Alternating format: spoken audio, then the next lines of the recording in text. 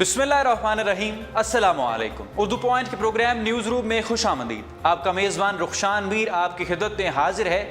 एक गलती इरादी तौर पर या गैर इरादी तौर पर, इंटेंशनली और अनइंटेंशनली, नवाज शरीफ और पाकिस्तान मुस्लिम लीग नवाज के लिए वबाल जान बन गई। जब इलेक्शन बिल 2017 अप्रूव करवाया गया तो उसमें एक शिक और हलफनामे को भी अमेंड यानी एडिट करवाया गया, उसमें भी तरमीम की गई। वो शिक क्या थी? नाज़रीन, कोई भी शख्स जब कौमी असम्बली का हल्फ उठाता है MNA बनने के लिए, पाकिस्तानी पॉलिटिक्स में आने के लिए, तो वो इस बात की कसम खाता है कि वो ख़ुतबे नबूत सल्लल्लाहु अलैहि वसल्लम पर मुकम्मल यकीन रखता है।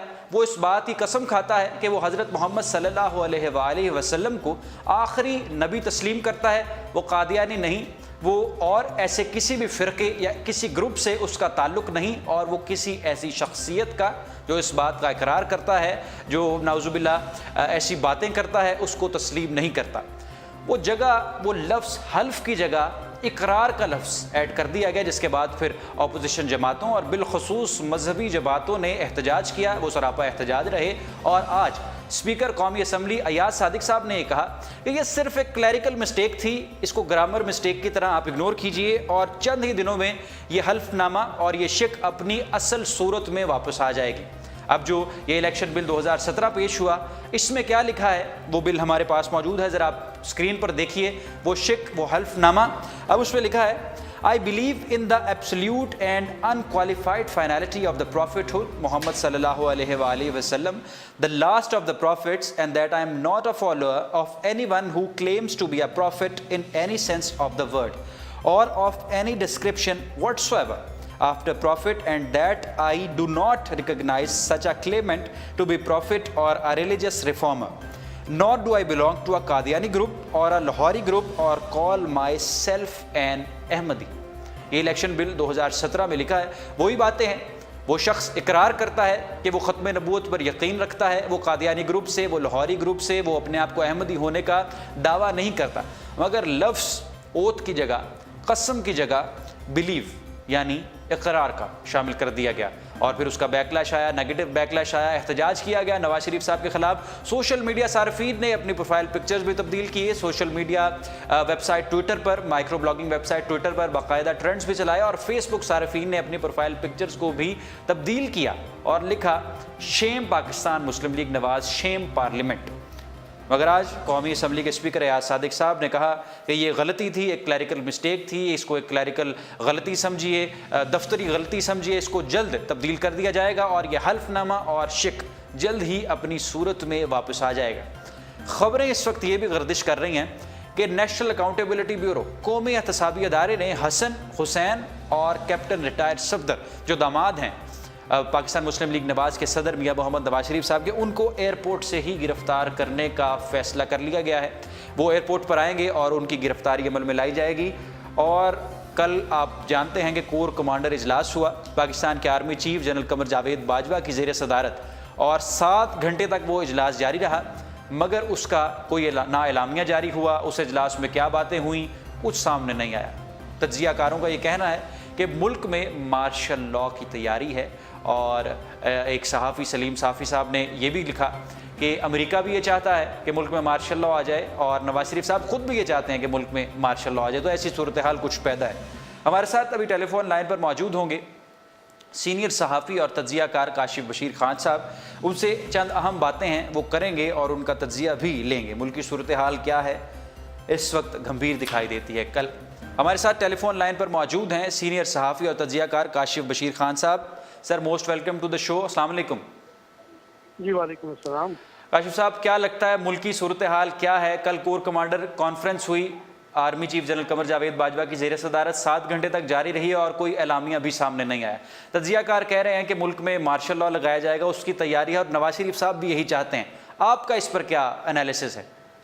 नहीं, आप क्या समझते हैं, मार्शल लॉ लग गया तो फिर ये जो अकाउंटेबिलिटी है जो पाकिस्तान की हिस्ट्री में फर्स्ट टाइम हो रही है, बड़ी आई थिंक ये रुक जाएगी। ये नहीं रुकने वाली है। पाकिस्तान में देखें, ये आखिरी हिस्ट्री है इनकी, और जिस किस्म की कानून साजी की गई है वो बहुत शर्मनाक है, बहुत शर्मनाक है। आई रिपीट इट कि इतनी शर्मनाक जो अमेंडमेंट्स हैं वो तो किसी बनाना स्टेट में भी नहीं होती हैं। आप सो कॉल्ड डेमोक्रेट बनते हैं और आप डेमोक्रेसी की बात करते हैं। तो मार्शल अब ज़ाहिर नज़र नहीं आ रहा है, लेकिन मुझे लग रहा है कि ये अब जल्द चले जाएंगे घर जी। अच्छा, ये अमेंडमेंट जो हुई जिसकी बदौलत फिर नवाज शरीफ साहब को पार्टी सदर बनाया गया, ये आप समझते हैं शर्मनाक है? अगर अक्सरियत थी उनकी पार्लियामेंट में तो वो कर नहीं सकते थे ऐसा? नहीं, देखिए पार्लियामेंट को सुप्रीम है, मैं इस बात पे मुझे कोई डाउट नहीं है कि पार्लियामेंट इज सुप्रीम। लेकिन आप ये बताइए कि पिछले, हम ज़्यादा पीछे नहीं जाते हैं, पिछले 9 साल में आपने पार्लियामेंट को कहाँ सुप्रीम रहने दिया? बल्कि मैं कहूँगा कि पिछला जो 5 साल का दौर था 2008 से 13 तक, उसमें किसी कानून साजी की पीपल्स पार्टी ने। I am not just supporter, लेकिन फिर भी आप देख लीजिए कि 2013 के बाद 2017 ख़त्म हो रहा है, तो मियां नवाज शरीफ साहब कितनी दफ़ा गए और कितनी अच्छी कानून साजी वहाँ पे हुई, अवाम के वेलफेयर के तनाज़र में क्या हुआ।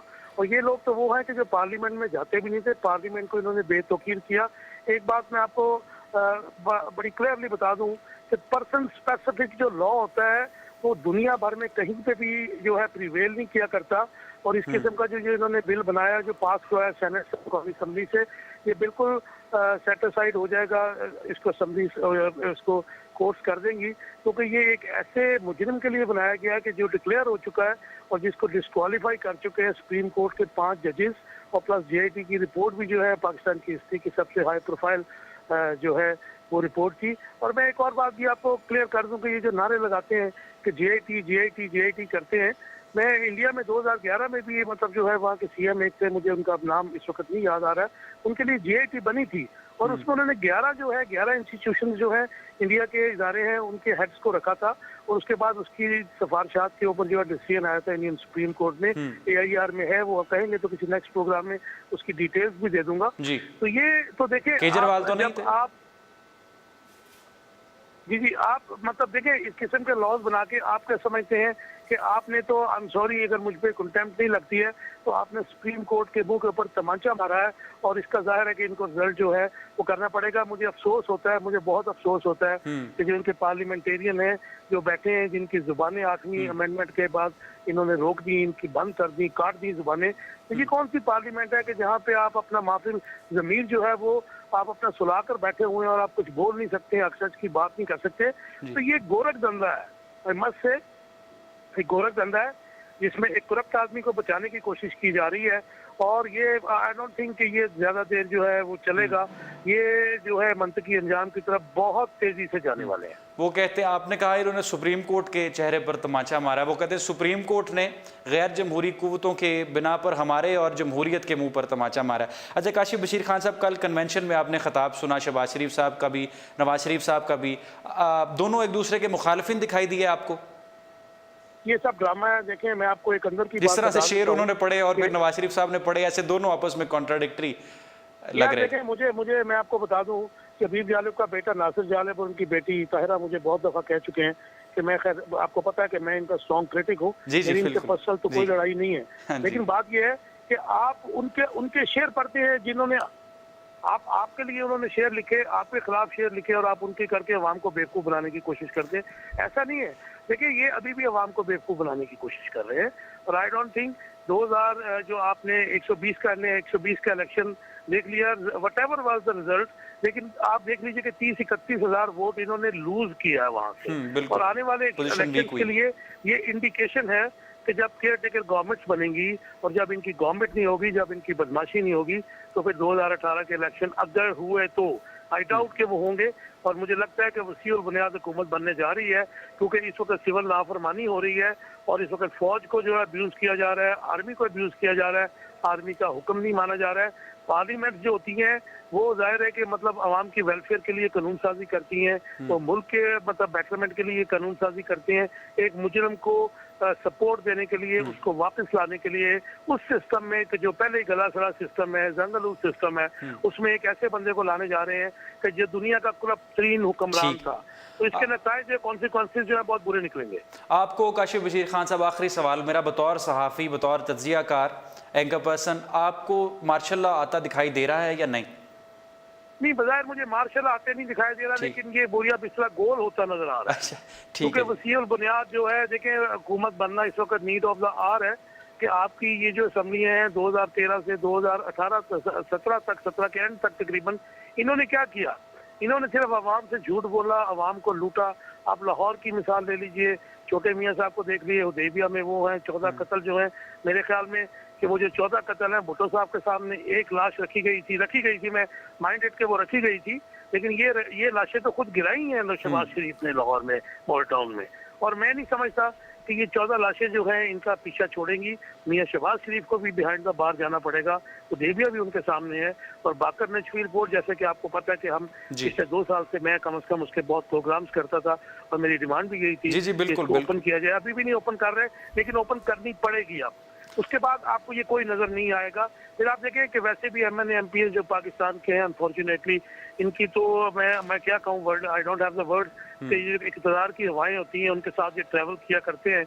आप देख लीजिए कि 99 में क्या हुआ था, कुछ लोग थे इनके साथ तो बाकी चले गए थे, और अब भी यही होगा, ये अकेले ही रह जाएंगे। इनको जो इन्होंने जजा और सजा का मामला है वो इनको अकेले ही जो है सहना पड़ेगा। सब ड्रामेबाजी है और शरीफ ख़ानदान का बिस्तरा गोल होता दिखाई दे रहा है। हमारे साथ मौजूद है सीनियर तज्ज़ियाकार और सहाफ़ी, बहुत शुक्रिया काशिफ बशीर खान साहब अपना कीमती वक्त और राय उर्दू पॉइंट के नाजरीन के साथ उर्दू पॉइंट के प्रोग्राम न्यूज़ रूम में शेयर करने का।